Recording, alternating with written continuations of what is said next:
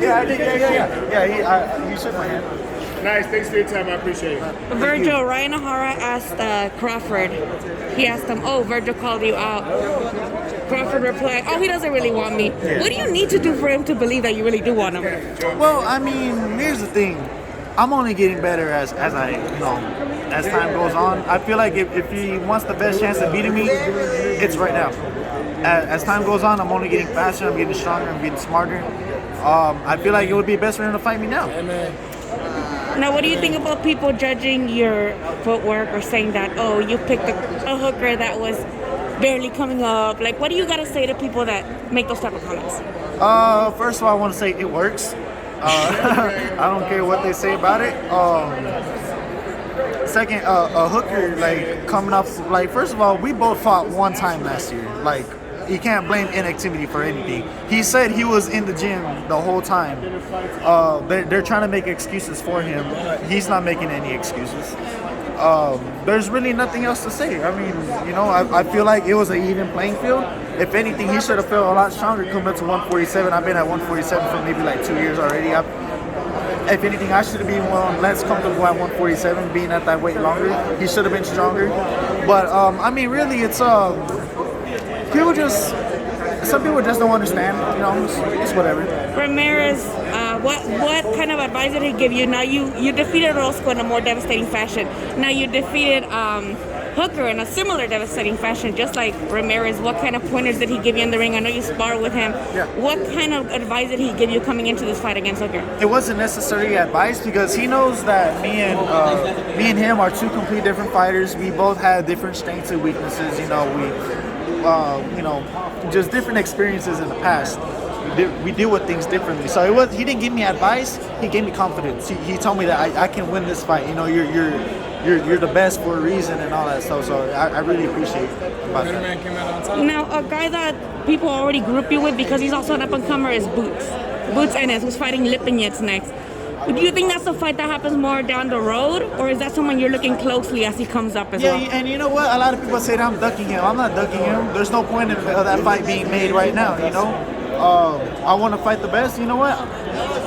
I feel like we gotta weed out the old boxers right now, and then make room for fighters like me and Boots. That's gonna be a good fight later on down the road, and no one's ducking nobody. Trust me. Now, what do you think? What do you think about?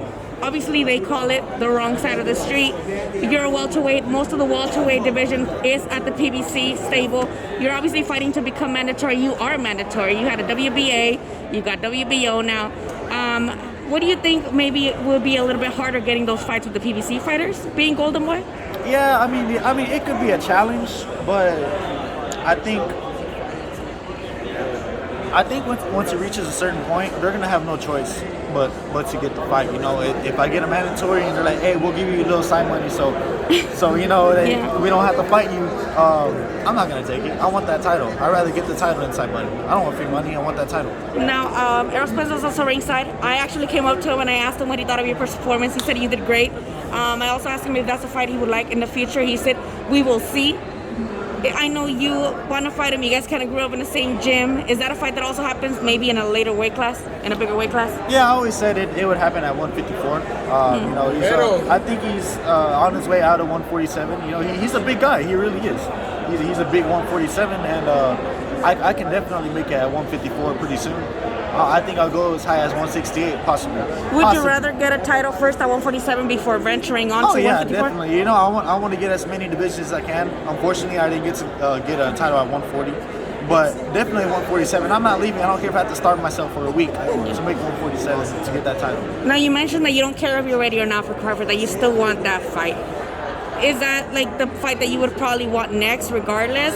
Because Robert says that he probably around 20, 22. Is that still a fight that you would rather have now? You know what? Like I said before, I want any fight as put it this way. If they offer that fight next, I will take it. I will take it. How about Keith Thurman? I know that he's more vulnerable to the body. I feel like that, yeah. And it's not necessarily because of his weaknesses. I just want to fight him because he's one of the best. He was my favorite fighter when I was at 140. Obviously, I don't have any favorite fighters at 147 because I'm at 147 now. Really? I wasn't your favorite fighter? What? At 140, you're not that big. not that big. Lastly, Vergil, I know people are making comments about you missing weight. You obviously had an uncalibrated scale.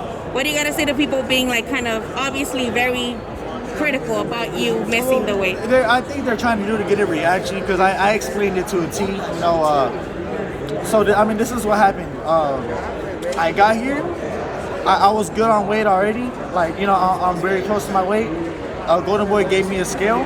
That's the exact same model, the same replica as the official scale. And before I left to the weigh-ins, I was at 147 on my scale. We have a video of it. And your dad showed me. We have a video of it. And I weigh in over there, and I'm 0.6 over, right? You can see me on the video, like I took the I'm like, video dude, what too. the fuck? Like, I was on weight when I left, and so I had to go back to my room and like go in the sauna real quick. I mean, it was really no big deal. Like, it was no big deal I at thought all. you just had to like get naked, do a couple jumping jacks. Go tinkle, you know. Real quick, you know? It wasn't that big of a deal at all, but it just caught us off guard. Like, what the fuck? And now you got people criticizing me over that stuff, but really I don't care. It's just people looking for an excuse to tell me shit. Now, really, do give your Mexican fans a Spanish greeting. Like, thank you for watching. Like, I know you're learning Spanish. Yeah, estoy aprendiendo español. You got nervous. I kind of choked a little bit, Yeah. pero yeah, cada día estoy aprendiendo español con un maestro de español y yo quiero practicar con mi gente, mi raza. So yeah. All right, thank you.